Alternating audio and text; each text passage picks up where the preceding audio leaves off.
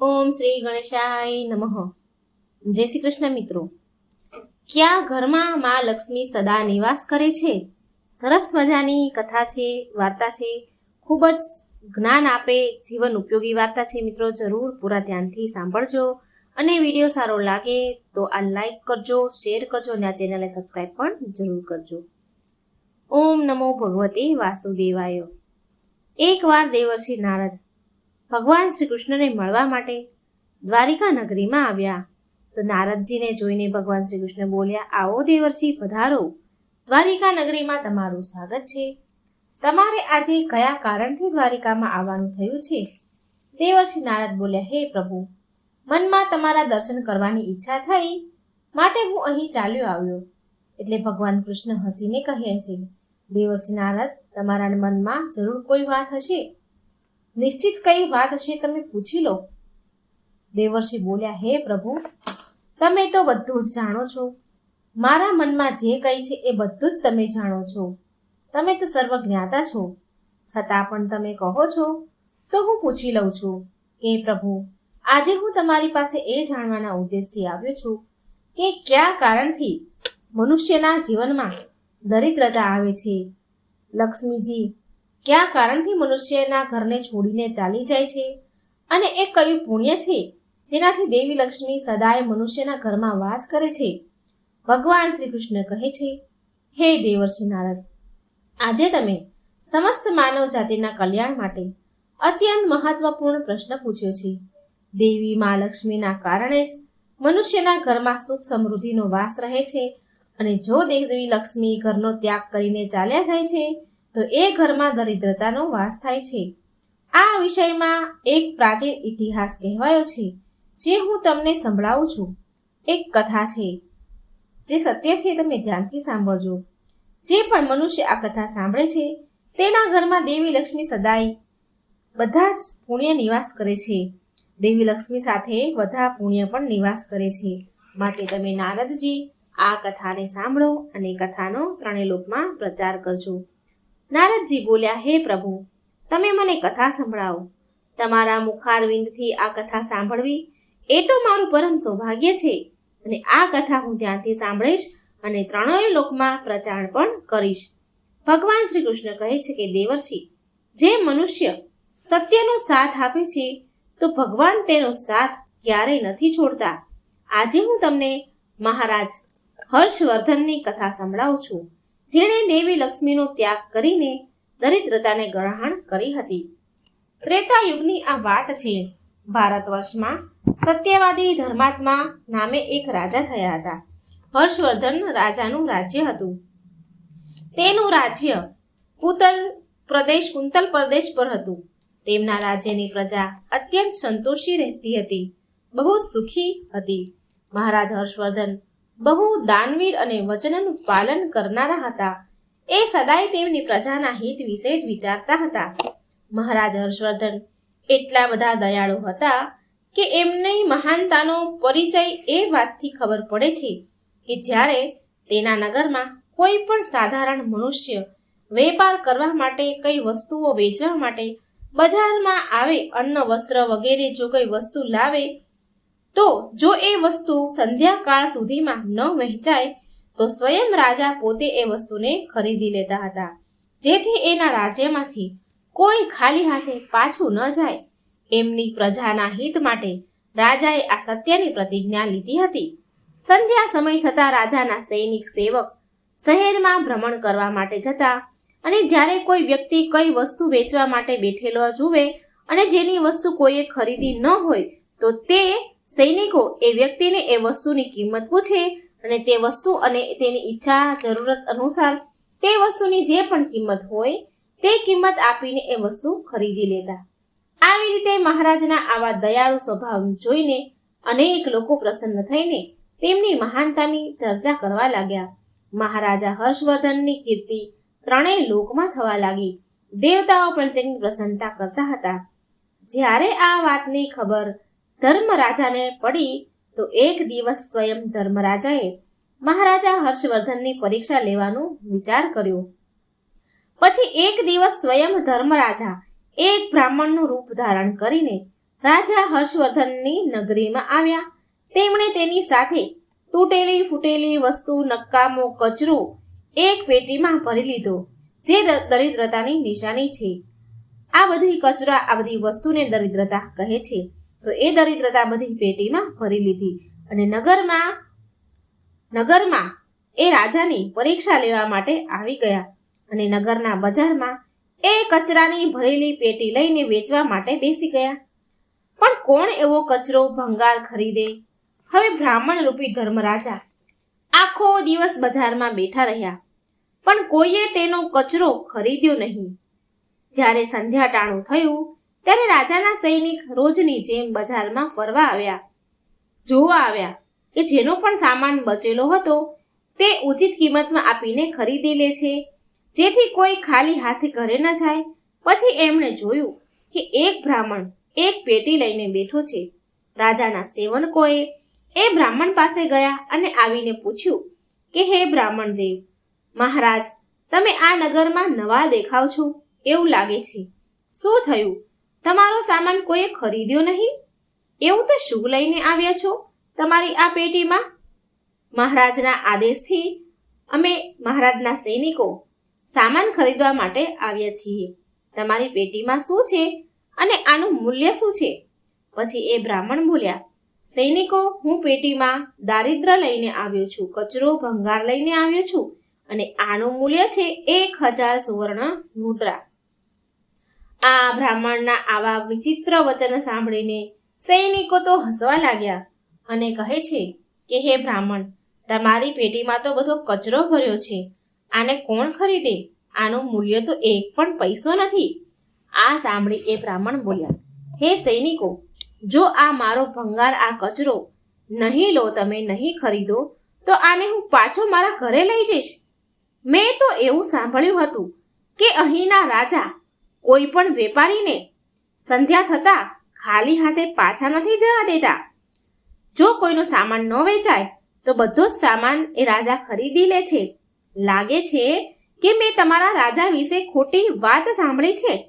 એ બ્રાહ્મણની વાત સાંભળીને સૈનિકો બોલ્યા, હે બ્રાહ્મણ દેવ, તમે સાચું જ સાંભળ્યું છે. અમારા રાજા કોઈ પણ વેપારીને ખાલી હાથે જવા નથી દેતા. જેનો સામાન ન વેચાયો હોય તેનો બધો જ માલ ખરીદી લે છે. માટે તમે થોડી વાર ઊભા રહો, અમે મહારાજા રાજા હર્ષવર્ધન પાસે જઈને આવીએ છીએ.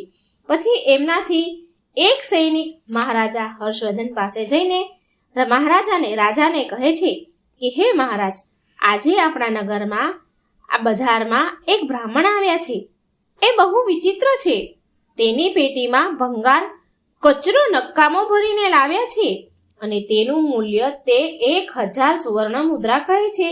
ત્યારે એ મહારાજ બોલ્યા, હે સૈનિકો, તમે જઈને તેના સામાનનું મૂલ્ય જેટલું ઓછું થઈ શકે એટલું એને દઈને તેનું સામાન ખરીદીને લાવો અને તેની વસ્તુ લઈને આવો. એ બ્રાહ્મણને એ વસ્તુ સાથે પાછા ન જવા દેતા, નહીં તો મારું વચન ખોટું પડી જશે. એનો સામાન ખરીદી લો. પછી એ સેવક બ્રાહ્મણ પાસે આવ્યા અને કહે છે કે બ્રાહ્મણ દેવ, અમે તમારા આ સામાનનું મૂલ્ય 200 સુવર્ણ મુદ્રા આપીએ છીએ. આ મુદ્રા લો અને ખુશ થઈને તમે તમારા ઘરે જાઓ. પરંતુ એ બ્રાહ્મણ બોલ્યા, હે સૈનિકો, હું 1000 સુવર્ણ મુદ્રાથી એક પણ મુદ્રા ઓછી નહીં લઉં. તમારે મારો સામાન ખરીદવો હોય તો ખરીદો, નહીં તો હું પાછો લઈને જાઉં છું. ત્યારે એ રાજાના સૈનિકોએ કહ્યું, ઠીક છે બ્રાહ્મણ દેવ, તો અમે આ પેટીની કિંમત 500 મુદ્રા આપીએ છીએ. આટલું મૂલ્ય તો બરાબર છે તમારા માટે. પણ આટલું કહેવા છતાં પણ બ્રાહ્મણ માન્યા નહીં અને 1000 મુદ્રા પર જ અટકી રહ્યા અને કહે છે કે મારો સામાન લેવું હોય તો લો, નહીં તો હું આ સામાન લઈને પાછો ચાલ્યો જાઉં છું. ત્યારે ફરીથી એ સૈનિક રાજા પાસે જાય છે અને તેને કહે છે કે હે મહારાજ, અમે એ બ્રાહ્મણને 500 મુદ્રા આપવાની કોશિશ કરી, પરંતુ એ બ્રાહ્મણ છતાં પણ નથી માની રહ્યા. તેની પેટીમાં નકરો કચરો દારિદ્ર્ય ભર્યું છે, છતાં પણ એ 1000 મુદ્રા માંગી રહ્યા છે. તમારે એનો કચરો 1000 મુદ્રામાં ન ખરીદવો જોઈએ મહારાજ. રાજા હર્ષવર્ધન બોલ્યા, હે સૈનિકો, આ મારા સત્યની પ્રતિજ્ઞા છે. મેં વચન લીધું છે, હું કોઈ પણ વ્યક્તિને મારા રાજ્યમાંથી ખાલી હાથે ન જવા દઈ શકું. માટે તમે જાઓ અને એ બ્રાહ્મણ જે કિંમત કહે છે એ કિંમત આપીને તેની વસ્તુને ખરીદીને લઈ આવો. આમાં કોઈ શંકા નથી, આમાં કોઈ સંકોચ ન કરો. પછી એ સિપાહી બ્રાહ્મણ પાસે ગયા અને તેણે તે બ્રાહ્મણને 1000 સુવર્ણ મુદ્રાઓ આપી અને તેની દરિદ્રની ભરેલી પેટી લઈ લીધી. અને પછી એ બ્રાહ્મણ ચાલ્યા ગયા. અને પછી સિપાહીઓ એક કચરો દરિદ્રની ભરેલી પેટી લઈને રાજાના મહેલમાં આવી ગયા. મહારાજે એ પેટીને રાજમહેલની અંદર મુકાઈ દીધી. હવે રાત્રિનો સમય થયો. જ્યારે રાત્રિનો સમય થયો, સુવાનો સમય થયો, તો મહેલના દરવાજામાંથી એક સરસ અત્યંત સુંદર સ્ત્રી નીકળી. એ સ્ત્રીના 4 હાથ હતા અને હાથમાં કમળના ફૂલ હતા. અનેક પ્રકારના ઘરેણા આભૂષણ પહેર્યા હતા સોનાના. રાજમહેલની બહાર બેઠા હતા રાજા. જ્યારે મહારાજે અત્યંત સુંદર સ્ત્રીને જોઈ મહારાજ હેરાન રહી ગયા અને એમણે એ સ્ત્રીને પૂછ્યું કે હે દેવી, તમે કોણ છો અને આ રાતના સમયમાં તમે અહીં શું કરી રહ્યા છો? તમે ક્યાંથી આવી રહ્યા છો અને ક્યાં જઈ રહ્યા છો? મહારાજની વાત સાંભળીને એ સ્ત્રી બોલી કે હે રાજન, હું તમારા રાજ્યની લક્ષ્મી છું. તમે સત્યવાદી ધર્માત્મા છો અને તમારા રાજમહેલમાં રહું છું હું. પણ આજે તમારા રાજમહેલમાં દરિદ્રતા આવી ગઈ છે અને જ્યાં દારિદ્ર હોય છે ત્યાં લક્ષ્મી નિવાસ નથી કરતી. આજે તમે દરિદ્રતા ભરેલી એક પેટી રાજમહેલમાં મૂકી છે, માટે હું અહીંથી જઈ રહી છું. ત્યારે રાજા હર્ષવર્ધને મા લક્ષ્મીને હાથ જોડીને પ્રણામ કરીને દેવી લક્ષ્મીને કહ્યું કે હે મા લક્ષ્મી, જેવી તમારી ઈચ્છા. હું મારા વચન સત્ય પ્રતિજ્ઞાથી બંધાયેલો છું. હું મારું વચન નથી તોડી શકતો. આ કારણથી હું દરિદ્રતાની ભરેલી પેટીને લેવાથી ના પાડી શકતો ન હતો. કૃપા કરી તમે મને ક્ષમા કરો. ત્યારે દેવી લક્ષ્મી મહારાજના રાજમહેલનો ત્યાગ કરીને ત્યાંથી ચાલ્યા જાય છે. થોડી વાર પછી રાજાએ એક બહુ સુંદર યુવાન પુરુષને રાજમહેલના દરવાજેથી બહાર નીકળતા જોયો. તો મહારાજે તેને પૂછ્યું કે હે દેવ, તમે કોણ છો? તમે ક્યાંથી આવ્યા છો અને ક્યાં જઈ રહ્યા છો? તો તે 4 ભુજાવાળા પુરુષે કહ્યું, હે રાજન, હું દાન છું. મારું નામ દાન છે. તમે એક સત્યવાદી ધર્માત્મા છો. સદાય તમે ધર્મનું પાલન કરો છો. આ કારણથી હું તમારા રાજમહેલમાં નિવાસ કરતો હતો. હવે દેવી લક્ષ્મી તમારા રાજમહેલને ત્યાગીને ચાલ્યા ગયા છે, તો લક્ષ્મી વિના તમે દાન કેવી રીતે કરશો? માટે હું પણ તમારો રાજમહેલ છોડીને જઈ રહ્યો છું. તો મહારાજ હર્ષવર્ધન બોલ્યા, સારું, જેવી તમારી ઈચ્છા, તમે પણ જઈ શકો છો, પરંતુ હું મારા વચનને તોડી ન શકું. પછી દાન પણ મહારાજના રાજમહેલને છોડીને ચાલ્યા જાય છે. ત્યાર પછી એક બીજો પુરુષ સુંદર રાજમહેલમાંથી દરવાજેથી બહાર નીકળે છે. તો મહારાજ તેને જોઈને પૂછે છે કે હે દેવ, હવે તમે કોણ છો? તમે ક્યાં જઈ રહ્યા છો? એ પુરુષ બોલે છે, હે રાજન, હું યજ્ઞ છું. તમે સત્યવાદી ધર્માત્મા છો. તમે સદાય દાન ધર્મ કરતા હતા. એ કારણથી હું તમારા રાજ્યમાં નિવાસ કરતો હતો. પરંતુ હવે લક્ષ્મી અને દાન તમારું ઘર છોડીને ચાલ્યા ગયા છે, તો હું પણ જઈ રહ્યો છું. કારણ કે લક્ષ્મી વિના યજ્ઞ ન થઈ શકે અને દાન વિના યજ્ઞ સંપન્ન ન થઈ શકે. માટે હું પણ તમારો ત્યાગ કરીને જઈ રહ્યો છું. રાજાએ કહ્યું કે હે દેવ, જેવી તમારી ઈચ્છા, તમે પણ જઈ શકો છો, પરંતુ હું મારા વચનનો, સત્ય વચનનો ત્યાગ નહીં કરું. પછી એ યજ્ઞ પણ રાજમહેલ છોડીને ચાલ્યા જાય છે. થોડી વાર પછી એક ત્રીજો અત્યંત સુંદર પુરુષ રાજમહેલમાંથી જતો દેખાય છે રાજાને. તો રાજાએ તેને પણ પૂછ્યું કે દેવ, તમે કોણ છો અને રાજમહેલ છોડીને કેમ જઈ રહ્યા છો? તો એ પુરુષ બોલે છે કે હું યશ છું. તમારા પુણ્યના કારણે તમારા ઘરમાં નિવાસ કરી રહ્યો હતો, પરંતુ તમારા અહીંથી હવે લક્ષ્મી, દાન, યજ્ઞ વગેરે બધા જ ચાલ્યા જાય છે, તો એના વિના તમને યશની પ્રાપ્તિ ન થઈ શકે અને એ જ કારણથી હું પણ અહીંથી જઈ રહ્યો છું. પછી રાજાએ તેને પણ નમસ્કાર કર્યા અને આદરપૂર્વક જવા દીધા. અને ત્યાર પછી એક અત્યંત સુંદર સ્ત્રી રાજમહેલમાંથી નીકળી. તેણે સરસ વસ્ત્ર આભૂષણ પહેરેલા હતા. તેને જોઈને રાજા બોલ્યા કે દેવી, તમે કોણ છો અને તમે કયા કારણથી મારા રાજમહેલમાંનો ત્યાગ કરીને જઈ રહ્યા છો? ત્યારે એ સ્ત્રી બોલી કે હે રાજન, હું કીર્તિ છું. લક્ષ્મી, દાન, યજ્ઞ, યશ પણ તમારો સાથ છોડી દીધો છે, તો એના વિના હું તમારા રાજમહેલમાં ન રહી શકું. માટે હું પણ જઈ રહી છું. તો રાજાએ એને પણ જવા દીધા અને પૂછ્યું, અને પછી એક અત્યંત સુંદર 4 ભુજાવાળા પુરુષ ફરી રાજમહેલમાંથી નીકળે છે. તો તેને જોઈને રાજાએ પૂછ્યું કે દેવ, તમે કોણ છો અને મને છોડીને તમે રાજમહેલને છોડીને ક્યાં જઈ રહ્યા છો? ત્યારે એ પુરુષ કહે છે કે રાજન, હું સત્ય છું અને તમે એક સત્યવાદી ધર્માત્મા છો.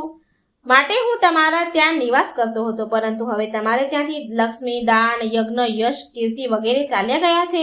તો હું પણ અહીંથી જઈ રહ્યો છું. હે સત્ય, તમે પણ મારો રાજા બોલે છે કે હે સત્ય દેવ, તમે પણ મારો ત્યાગ કરી રહ્યા છો. તમે તો મારો ત્યાગ કરી રહ્યા છો, પણ મેં તમારો ત્યાગ ક્યારેય નથી કર્યો. તમારો ત્યાગ મેં ક્યારેય કર્યો જ નથી, કારણ કે બધા જ મને છોડીને જઈ રહ્યા છે. માટે તમે મને છોડીને કેમ જઈ શકો? મેં મારા સત્ય વચનનું પાલન કરવા માટે, મારું વચન નિભાવવા માટે મેં દારિદ્રને મારા ઘરમાં રાખ્યું હતું.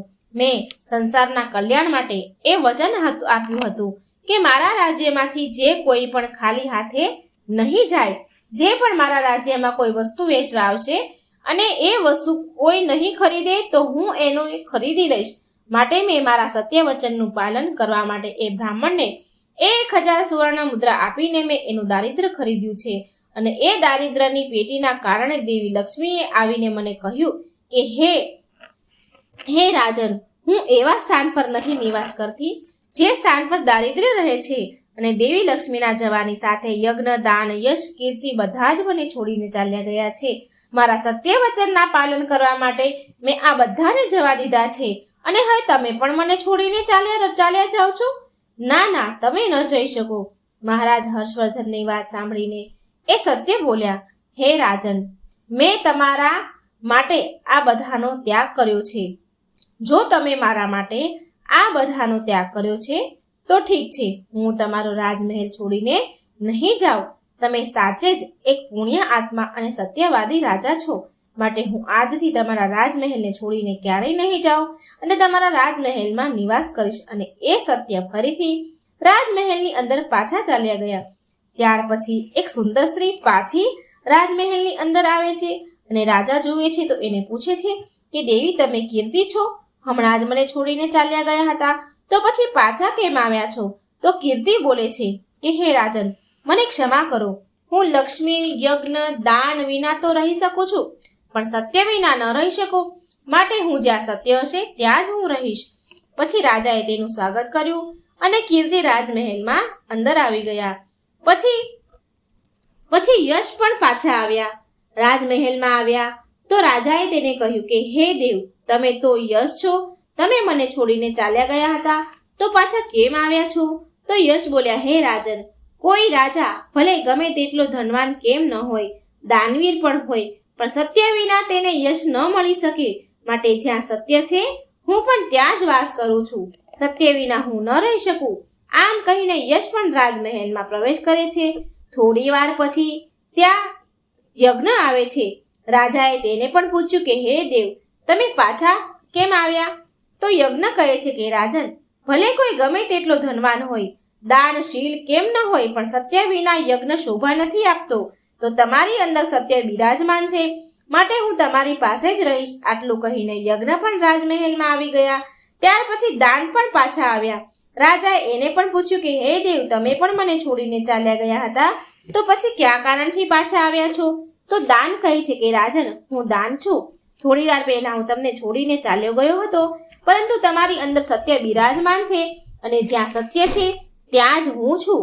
કોઈ મનુષ્ય ભલે ગમે તેટલો ધનવાન હોય, પણ સત્ય વિના એ દાન નથી કરી શકતો. દાનનું મહત્વ સત્ય સાથે જ છે, માટે હું પણ પાછો આવી ગયો. રાજા બોલ્યા, સ્વાગત છે તમારું. અને પછી દાન પણ રાજમહેલની અંદર ચાલ્યા ગયા. અને પછી સાક્ષાત દેવી લક્ષ્મી ફરી પાછા આવ્યા.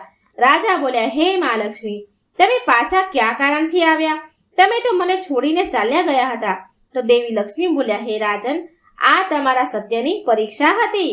તમારી અહીં યશ, સત્ય, દાન, કીર્તિ, યજ્ઞ બધા જ નિવાસ કરે છે અને લક્ષ્મી વિના બધા જ વિફળ થઈ જશે. માટે હું તમારા સત્ય ધર્મની રક્ષા કરવા માટે પાછી આવી છું. ત્યારે રાજા બોલ્યા, હે મા લક્ષ્મી, મારા અહીં તો દરિદ્રની ભરેલી પેટી છે. જ્યાં દારિદ્ર છે ત્યાં તમે કેવી રીતે નિવાસ કરશો? તો દેવી લક્ષ્મી બોલ્યા, હે રાજન, મારી કૃપાથી એ દરિદ્રથી ભરેલી પેટી પણ સુવર્ણ રત્નોથી ભરાઈ જશે. આટલું કહીને માં લક્ષ્મી પણ રાજમહેલમાં પ્રવેશ કરે છે. માં લક્ષ્મીના પ્રવેશ કરતા એ પેટીમાં ભરેલા કૂડો કચરો હીરા મોતી સોનાના દાગીનાથી ભરાઈ ગયો. સોનાના દાગીનામાં એ પેટી બદલાઈ ગઈ અને આ બસ થોડી જ વાર થઈ તો સ્વયં ધર્મરાજા બ્રાહ્મણના રૂપમાં રાજમહેલમાં પાછા આવ્યા. ત્યારે રાજાએ બ્રાહ્મણને પૂછ્યું કે હે બ્રાહ્મણ દેવ, તમે કોણ છો? તમે તો મારો ત્યાગ નતો કર્યો, તો પછી તમે અહીં કેવી રીતે આવી ગયા? ત્યારે એ બ્રાહ્મણ બોલ્યા કે હે રાજન, હું સાક્ષાત ધર્મ છું.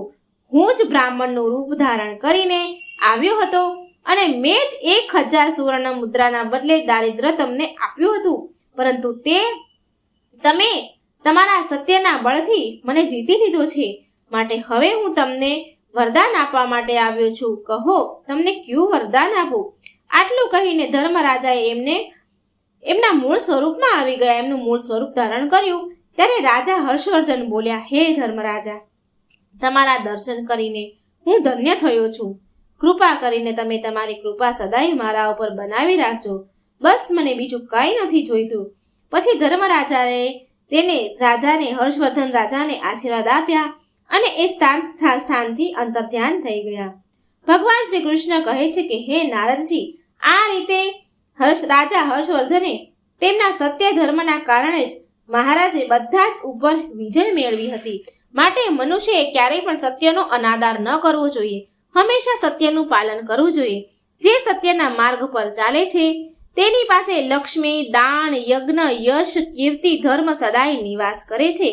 તો મિત્રો, આવી રીતે ભગવાન શ્રી કૃષ્ણએ નારદજીને અત્યંત મહત્વપૂર્ણ જ્ઞાન આપ્યું હતું, જે આપણને પણ જીવનમાં ખૂબ જ ઉપયોગી થશે.